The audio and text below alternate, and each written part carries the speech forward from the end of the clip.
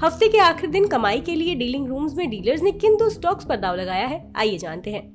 बाजार में शुरुआती गिरावट के बाद दोपहर के सत्र में खरीदारी का जोश देखने को मिला। बाजार में नए सिरे से खरीदारी के चलते मिड कैप इंडेक्स नए शिखर पर पहुंचा। निफ्टी भी निचले स्तरों से सुधरा है। निफ्टी बैंक में 250 पॉइंट से ज्यादा का उछाल देखने को मिला। मई में अच्छी बिक्री के बाद टू व्हीलर कंपनियों के शेयर रफ्तार में नजर आए। हीरो मोटो और टीवीएस के शेयर करीब 3% तक दौड़ गए। निफ्टी ऑटो इंडेक्स भी ½ % ऊपर चढ़कर कारोबार करता नजर आया। जोमेटो में भी 2 जून को तेजी का तड़का लगा। शेयर में करीब 6% का उछाल देखने को मिला।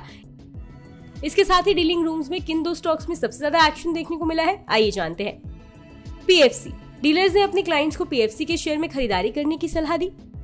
डीलर्स ने कहा कि 2 जून को इस स्टॉक में एफआईआईज ने खरीदारी की है, लिहाजा डीलर्स ने भी इसमें खरीदारी करवाई है। डीलर्स को लगता है कि इस स्टॉक में 6 से 7% का उछाल देखने को मिल सकता है। इसका ओपन इंटरेस्ट 6% बढ़ा है। इसके साथ ही इसमें फ्रेश खरीदारी भी दिखी है। डीएलएफ दूसरे स्टॉक के तौर पर डीलर्स ने रियल एस्टेट सेक्टर के दिग्गज स्टॉक में खरीदारी करने की सलाह दी है। डीलर्स ने अपने क्लाइंट्स को तेजी की उम्मीद में डीएलएफ के शेयर में खरीदारी करने की राय दी है। डीलर्स की इसमें बीटीएसटी स्ट्रेटजी यानी आज खरीदने और कल बेचने की रणनीति अपनाने की सलाह है। तो अगर आज आपने इस स्टॉक को खरीद लिया है तो अगले कारोबारी सत्र में इसे बेच के अपना मुनाफा कमा सकते हैं। डीलर्स के मुताबिक घरेलू फंड्स ने इसमें खरीदारी की है। इसका ओपन इंटरेस्ट 9% बढ़ा है। इसके अलावा शेयर में फ्रेश खरीदारी भी नजर आई है। बता दें कि सीएनबीसी आवाज पर हर दिन एक खास शो कमाई का अड्डा में एक खास सेगमेंट डीलिंग रूम्स चेक पेश किया जाता है, जिसमें यतिन मोहता सूत्रों के द्वारा ब्रोकरेज हाउस के डीलिंग रूम से ये जानकारी हासिल करते हैं कि आज किन दो स्टॉक्स में ब्रोकरेज ने अपने क्लाइंट्स को सबसे ज्यादा ट्रेड लेने की सलाह दी। डीलर्स ने आज कौन से शेयर खरीदे और बेचे हैं और आज के टॉप ट्रेडिंग आइडियाज क्या है।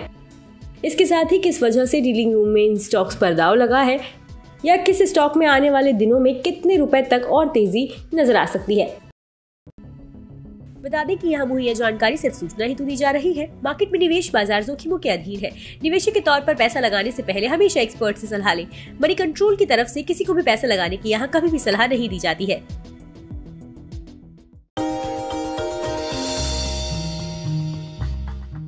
डू यू नो में आज हम बातचीत करने वाले हैं हर घर का चहेता ब्रिटानिया के बारे में। दरअसल ब्रिटानिया आपको आमतौर पे एक बिस्किट कंपनी लगती होगी, लेकिन ब्रिटानिया एक बिस्किट कंपनी ही नहीं है, बल्कि कन्फेक्शनरी कारोबार में एक काफ़ी बड़ी फूड जायंट के तौर पे आप इस कंपनी को देख सकते हैं।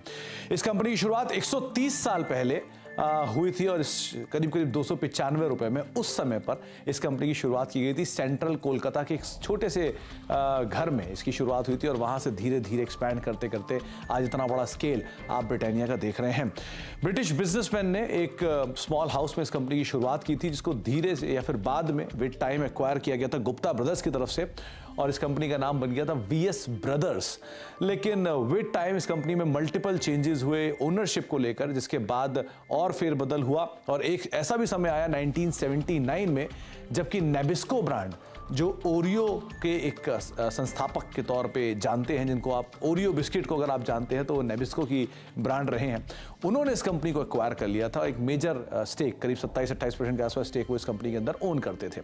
लेकिन जो एग्जिस्टिंग प्रमोटर है वाडिया ग्रुप ने, उन्होंने करीब 1990 में इस कंपनी को एक्वायर किया। तो आप अंदाजा लगा लिए करीब 3 दशक से ज्यादा का हिस्सा जो है वो एग्जिस्टिंग प्रमोटर्स के पास इस कंपनी का है। इसके अलावा एक और इंटरेस्टिंग फैक्ट ये भी है कि वर्ल्ड वॉर 2 जब हुआ था तो इस कंपनी को एक ऑफिशियल पार्टनर के तौर पर चुना गया था। जो ये कंपनी जो सैनिक थे उनको फूड बिस्किट्स प्रोवाइड कराती थी, जो कि उनके आगे के लिए कामकाज करते थे। तो एक बड़ा इंटरेस्टिंग फैक्ट ये भी है कि आर्मी को भी ये कंपनी सप्लाई करती थी वर्ल्ड वॉर 2 के अंदर।